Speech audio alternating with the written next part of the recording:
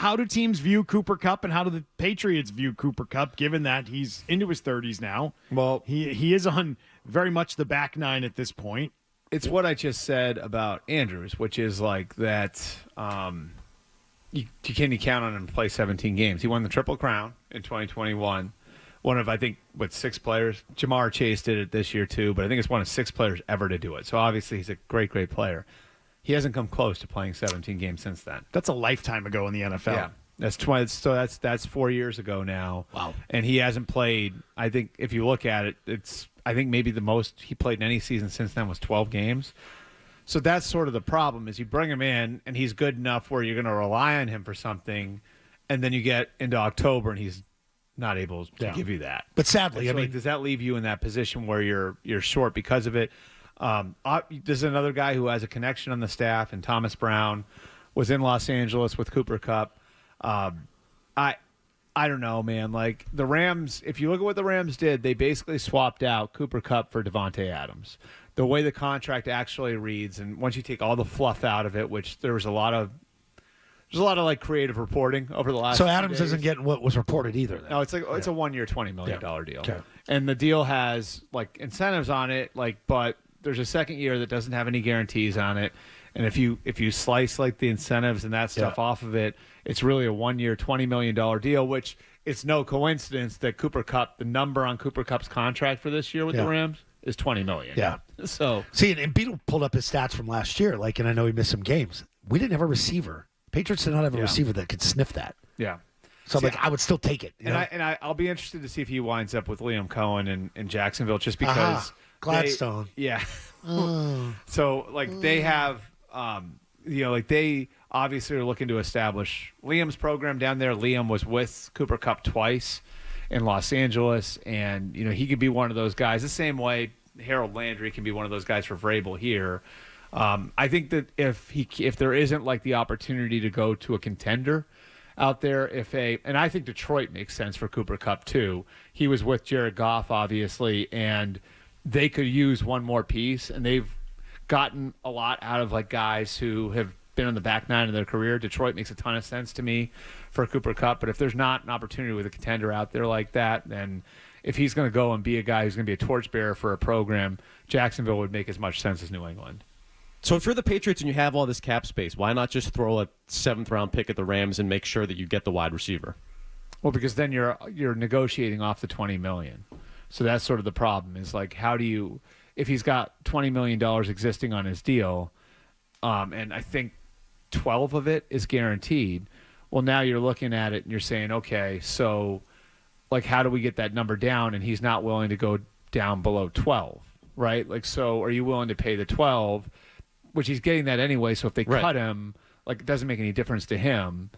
It's a lot of that comes down to money. And are you willing to pay? They don't want to pay him. That's what it comes down. They don't want to pay him that kind of money. And I bet no one pays him that kind of money in free agency. He's not going to get that kind of money in free agency, yeah. Do they even want him, though?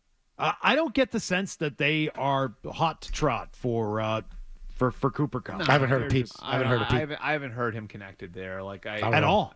Yeah, I don't think they want him. Yeah, and I think part of it is the same thing as we just talked about with Andrews, which is like, what are you going to get from him?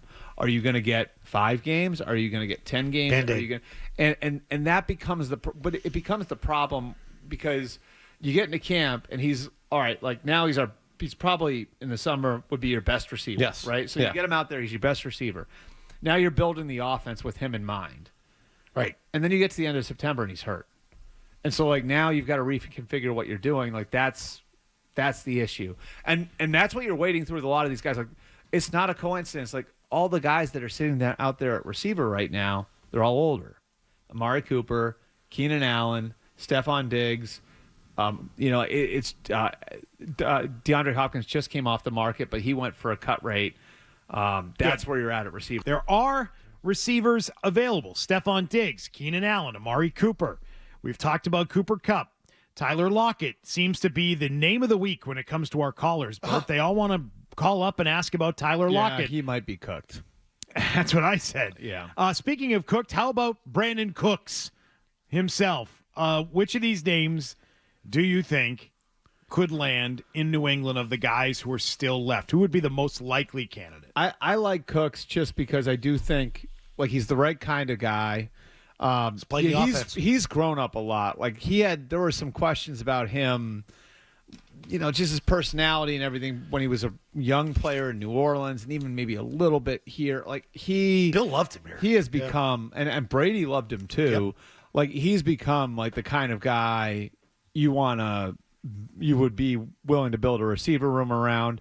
Now, this would be his 12th year. I'm looking at it now. He did miss some time last year, but for a guy who had a concussion issue, which is why the Rams wound up trading him after the 19 season, like he is very much like a durable, reliable guy.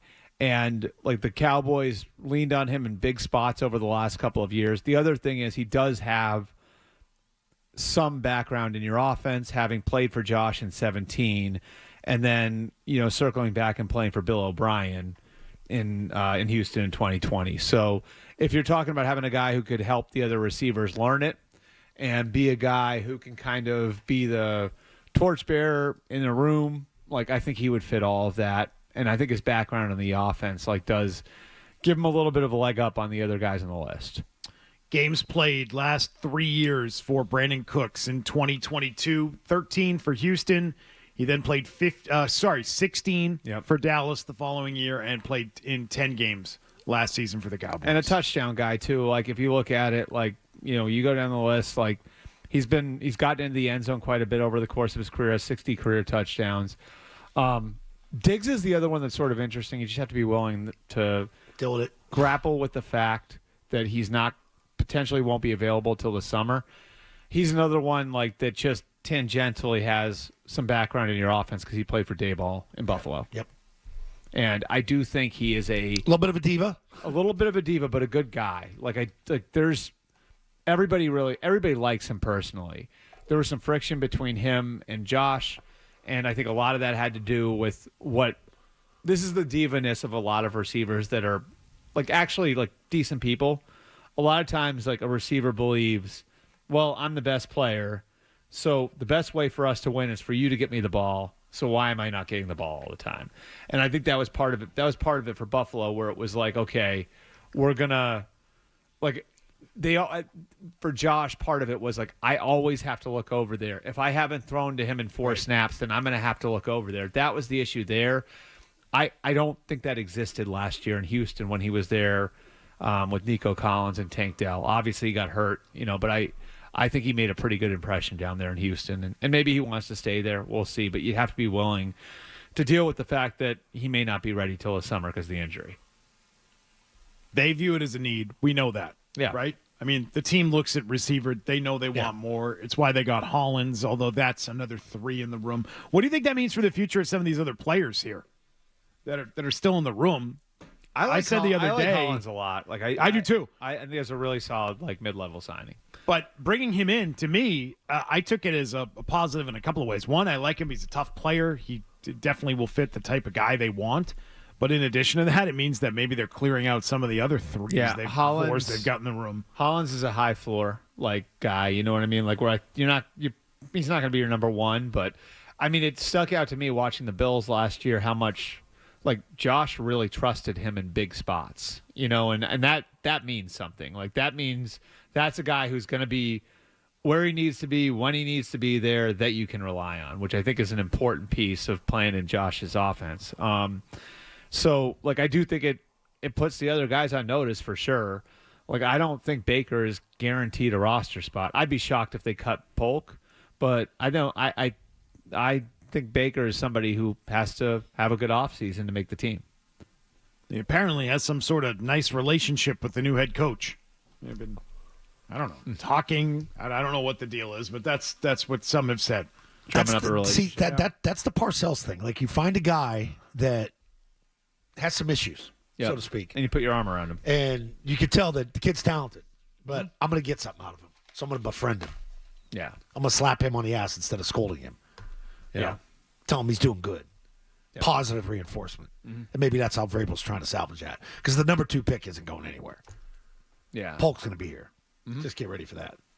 And I don't think Polk I think Polk is a good example of a guy who had a clean reputation for character coming out of college, where when a guy is that young, a lot of times even the guys who are good guys can be pulled the wrong way in the wrong environment. And I think we can all agree there was some rotten stuff happening in that receiver room last year. Yeah, and he was a part of the problem, not the solution. That's right, for sure. but he's a rookie, so that's where you look at it, and it's like that's a little different than Jalen Reagor being a pain in the ass. You know what I mean? Yeah, right. No, that's true. You You know, the older Or player, Osborne. there's Yeah. no excuse. Right. Yeah, KJ Osborne. Yeah, let's put the tweet out. No excuse. So proud of you. With a rookie, you can My let it client. slide and say, well, we're not going to get rid of you because of that, but you've got to be a lot better. You got to be You've better. gotta grow right, up. Right. Yeah. Hey, if you like that clip, check out more videos from Zolak and Bertrand right here. For more Patriots analysis and opinion, hit this playlist. And for all the latest from the Sports Hub, download the app at 985thesportshub.com.